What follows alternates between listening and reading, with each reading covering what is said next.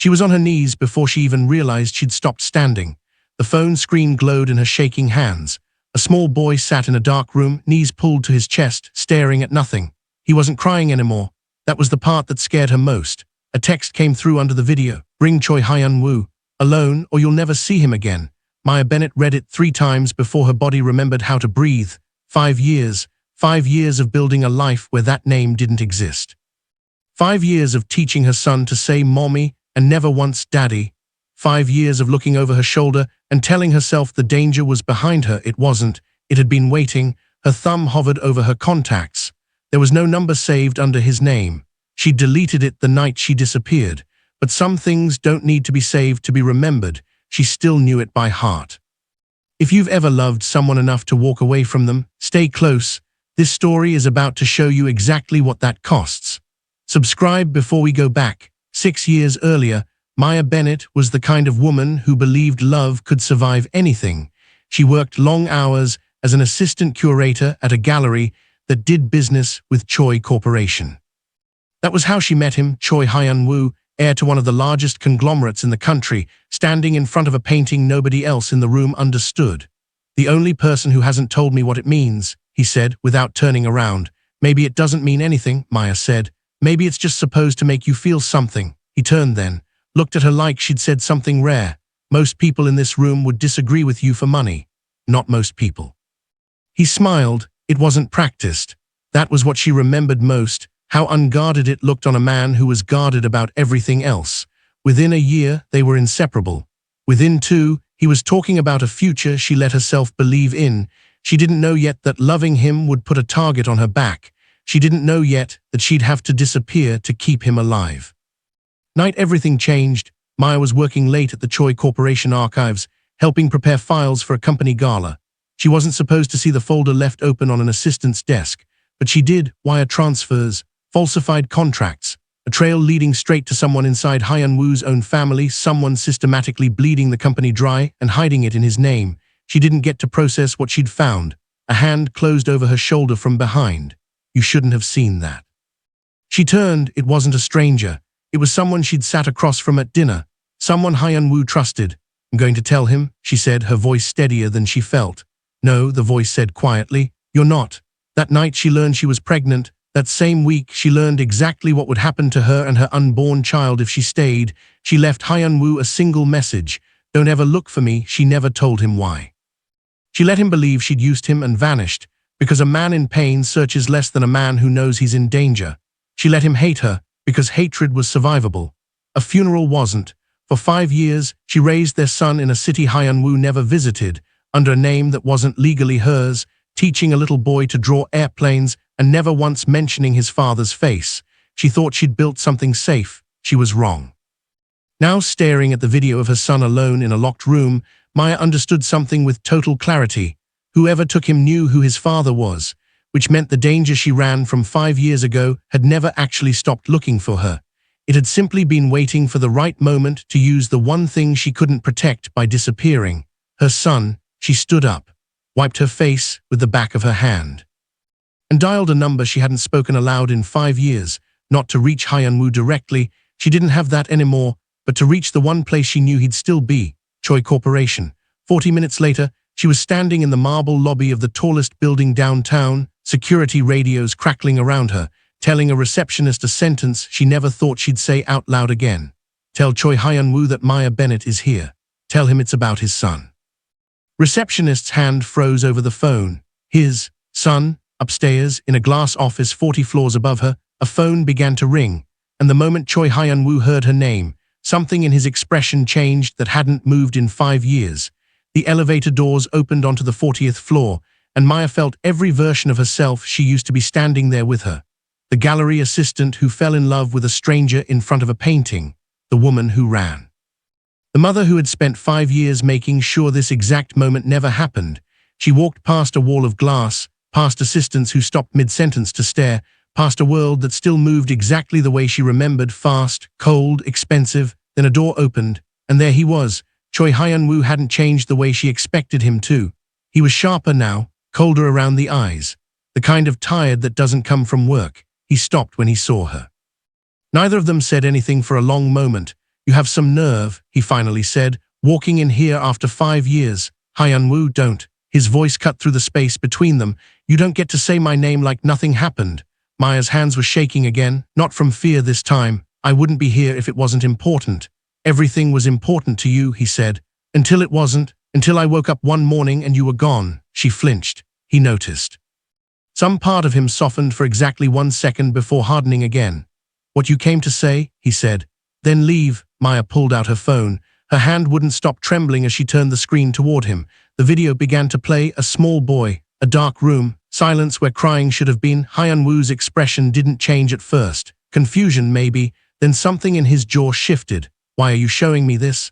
Because he's yours. The words landed like they'd been dropped from somewhere very high. Hyun-woo didn't move. That's not funny. I'm not joking. You disappear for 5 years, he said, voice rising, and now you show up with a child and expect me to just. He's 5, Hyun-woo. Silence. She watched him do the math. Watched the exact second his anger collided with something far more devastating. 5, he repeated quietly. I found out I was pregnant the same week I left. His hand gripped the edge of his desk. You knew, he said. You knew and you said nothing. 5 years, Maya, 5 years, I thought. He stopped himself, turned away, ran a hand through his hair like he was trying to physically hold himself together. I had a reason, Maya said. I don't care about your reason. He turned back, and his eyes weren't cold anymore. There was something rawer than that. You let me believe you used me and threw me away. You let me hate you. I know. Do you have any idea what that did to me? I know, Hyun-woo. I know because I did it on purpose. That stopped him. Before he could ask what that meant, his phone buzzed on the desk between them, an unknown number. He picked it up without thinking, more out of instinct than intention, and put it on speaker. A distorted voice filled the room. You found each other faster than I expected. Maya went still. Who is this? Hyun-woo demanded. Someone who's been waiting 5 years for this reunion, the voice said. Tell me, Maya, does he know why you really left? Hyun-woo's eyes shot to her. You have 48 hours, the voice continued, or the boy who looks exactly like his father disappears the same way his mother did, permanently. Line went dead. For a moment, neither of them breathed. Then Hyun-woo looked at Maya with an expression she hadn't seen since the night everything fell apart between them, not anger, not heartbreak. Suspicion, what did he mean? Hyun-woo said slowly. Why you really left? Maya opened her mouth, closed it again, because the truth she'd buried for 5 years to keep her son alive was about to become the only thing that could save him. Hyun-woo stared at her, waiting. Maya opened her mouth to answer, and the office door burst open. A security officer stepped in, breathless. Sir, we have a problem. The kidnapper's message came through our internal servers. Whoever did this had access codes only a handful of people in this building have. Hyun-woo's jaw tightened. That's impossible. It's not, the officer said. Which means someone inside Choi Corporation is involved. Maya finished. The room went quiet. Hyun-woo looked at her like he was seeing her clearly for the first time since she'd walked in, not as the woman who left. As someone who might actually understand what was happening better than he did.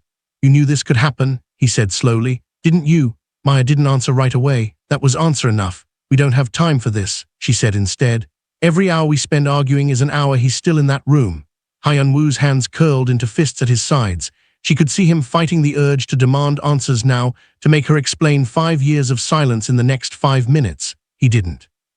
Fine, he said. We find him first. Then you tell me everything.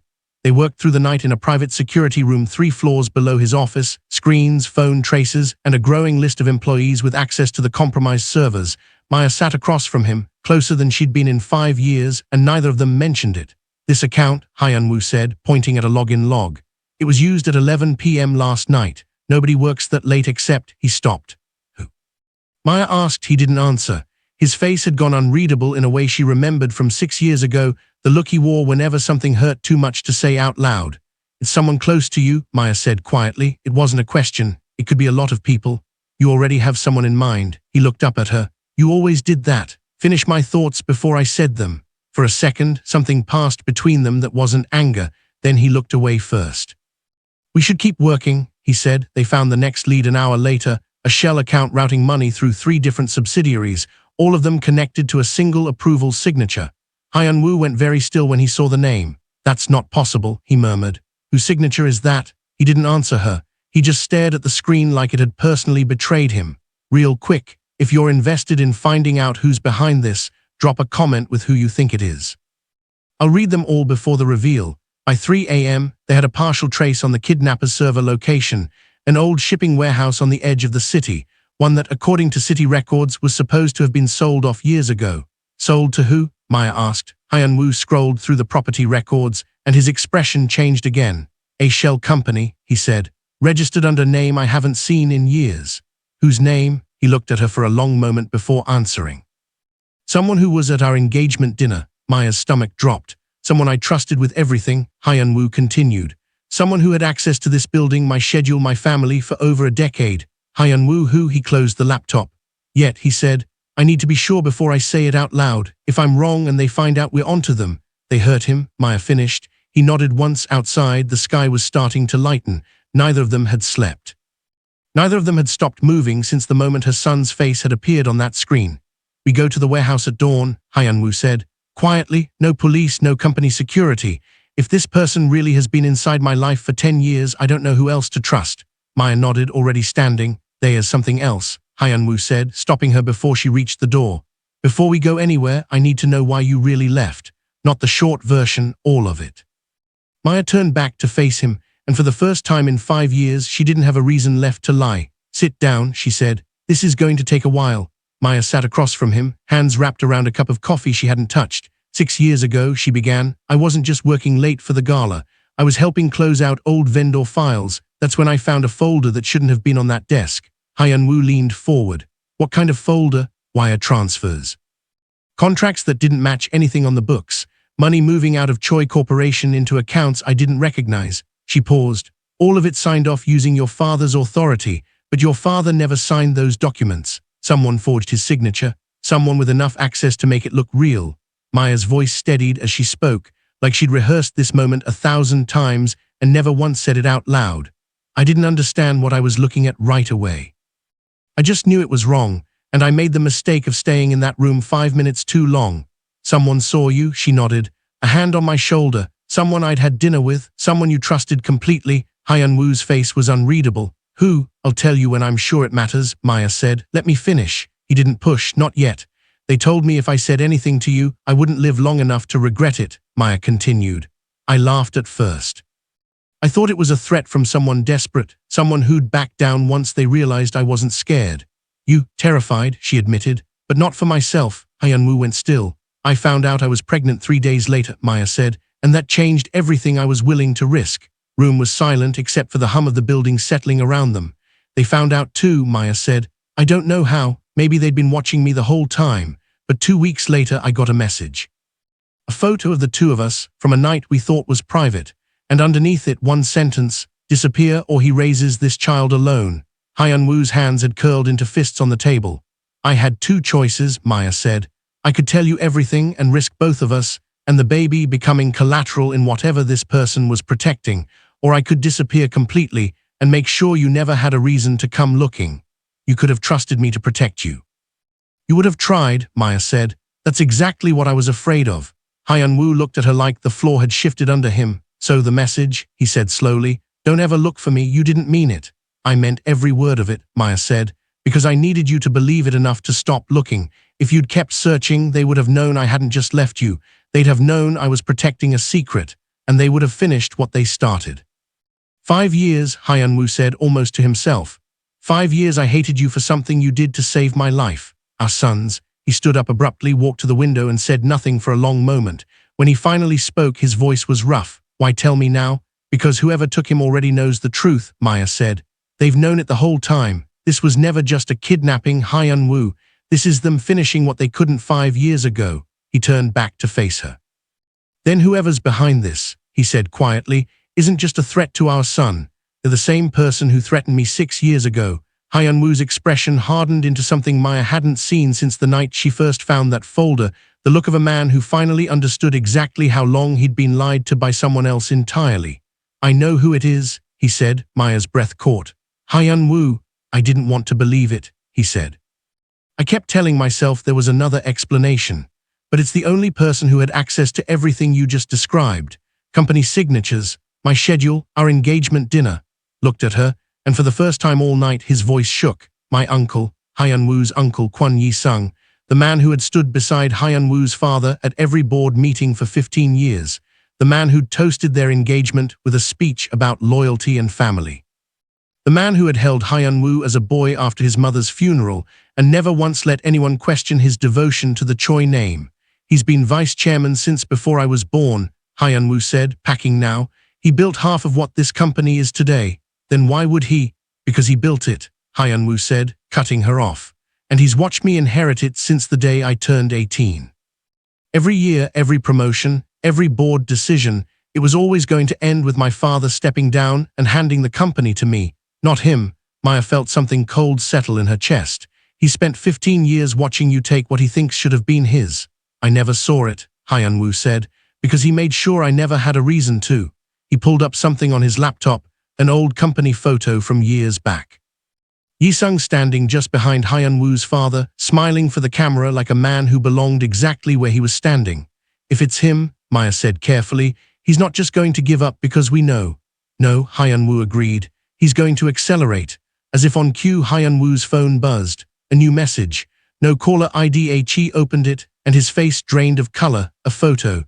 Their son awake now. Sitting in the same dark room, but this time, there was a folder open on the floor beside him. Company documents. The same forged signatures Maya had found 6 years ago. Underneath the photo, a single line of text. Since you two are finally being honest with each other, let's make this official. Transfer full board control to me by midnight, or your son becomes a very public example of what happens to people who threaten my legacy. He wants the company, Maya said quietly. He wants what he's always wanted. Hyun-woo's voice had gone flat, controlled in a way that scared her more than shouting would have. He just needed enough leverage to finally take it. We're getting close to the reveal you've been waiting for. If you want to see exactly how this ends, make sure you're subscribed so you don't miss it. They didn't wait for dawn. Hyun-woo pulled every private security contact he had that didn't run through official company channels, men who owed him favors older than his uncle's ambitions. If Yi-sung finds out we're coming, Hyun-woo said, checking a weapon Maya didn't know he owned, he'll use our son as a shield before we're through the door.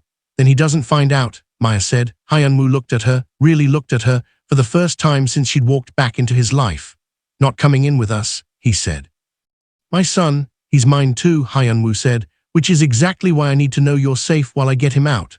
Spent 5 years keeping him safe without you, Maya said, her voice steady despite the fear underneath it. I'm not staying in a car while someone decides what happens to him next. Hyun-woo stared at her for a long moment. Something in his expression cracked, not resistance this time, but recognition. You haven't changed, he said quietly. Have you? He almost smiled, almost. Fine, he said, but you stay behind me. The second things go wrong, you get him and you run, don't wait for me. Hyun-woo, promise me, he said. Maya hesitated, then nodded, even though they both knew it wasn't a promise she intended to keep. The warehouse address blinked on the GPS between them, 20 minutes away according to the map. 20 minutes until midnight, 20 minutes until they either got their son back or lost everything a second time. Hyun-woo started the car. Whatever happens in there, he said, not looking at her, I need you to know I don't hate you. I don't think I ever really did. Maya looked out at the city passing by in the dark. I know, she said. That's what made leaving you the hardest thing I've ever done. Neither of them said anything else the rest of the drive. The warehouse sat at the edge of the industrial district, half swallowed by shadows, one light burning in a second-floor window like an eye that never closed. Hyun-woo cut the engine 2 blocks away. We go in on foot, he said. Quiet, Maya nodded, her heart hammering so hard she was sure it could be heard from the street.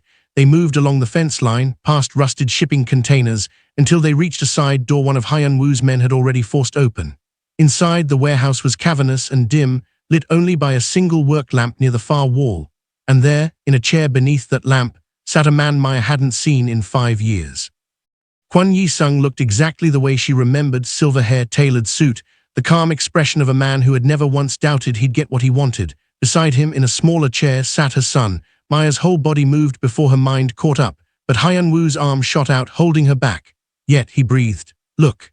Men stood near the boy, both armed. Yi-sung looked up, unsurprised, as if he'd been expecting them exactly on time. Hyun-woo, he said warmly. And Maya. It's been a long time. Him go, Hyun-woo said, stepping into the light. This is between you and me. Yi-sung tilted his head, because it looks like it's between me and the future of this entire company. You forged my father's signature, Hyun-woo said. You threatened Maya. You've been stealing from your own family for years. I built this family's fortune, Yi-sung said, voice sharpening. I have given this company 30 years of my life, and I watched your father hand you everything the moment you turned 18, like I was a placeholder, like I was staff. So you kidnapped a child. I did what was necessary, Yi-sung said, the same way Maya did what was necessary 5 years ago. Funny how that works. Maya's son shifted in his chair, small hands gripping the seat, eyes searching the darkness until they landed on her. Plan Maya had made in the car disappeared the moment she heard his voice. Here, baby, she said, stepping forward despite Hyun-woo's hands still on her arm. I'm right here. Yi-sung said, raising a hand. One of his men lifted his weapon slightly. Let's not rush this. Hyun-woo, I believe you have paperwork to sign. He nodded toward a folder resting on a nearby crate, transfer documents, already drawn up, waiting only for a signature. Sign over control, Yi-sung said, and you both walk out with him. Refuse, and I promise you the story the press receives tomorrow will be far less forgiving to the Choi name than a simple change in leadership. Hyun-woo's jaw tightened. His hand moved toward the folder. Don't, Maya said quietly. He looked at her. He's not going to let us walk out either way, she said. You know that. Yi-sung's smile faded slightly. She always was sharper than people gave her credit for, he said. That's why I couldn't leave her alive 6 years ago. My mistake was letting fear do the job instead of finishing it myself. Warehouse went very still. Hyun-woo's expression changed, not fear, something colder. The one who threatened her. I told her to disappear, Yi-sung said. She should have thanked me. It kept her alive long enough to give me exactly what I need now. That was the moment Hyun-woo stopped negotiating. He moved fast, faster than Maya expected, closing the distance to the nearest armed man before anyone could react, knocking the weapon aside as his security team burst through the side entrance behind them. The warehouse erupted into chaos. Maya didn't think. She ran. She reached her son as the room filled with shouting, wrapping her body around his small frame, shielding him as furniture crashed and voices collided in the dark. Close your eyes, she whispered into his hair. Close your eyes, baby, I've got you. Somewhere behind her she heard Hyun-woo's voice, sharp and commanding, and the unmistakable sound of Yi-sung's calm finally breaking. You think this changes anything? Yi-sung shouted. I'll burn this entire company down before I hand it to either of you. A crash, a struggle, then silence. Maya didn't turn around right away. She stayed curled around her son, counting his breaths against her chest, until a hand touched her shoulder gently from behind. Maya, she looked up. Hyun-woo stood over her, breathing hard, a cut above his eyebrow but standing. Behind him, his security team had Yi-sung on the ground, restrained. It was over. Hyun-woo knelt down slowly, eyes moving to the small boy in Maya's arms, really seeing him for the first time up close, without a screen or a photograph between them. Hi, Hyun-woo said softly, his voice breaking in a way Maya had never heard before. And the boy looked at him for a long moment.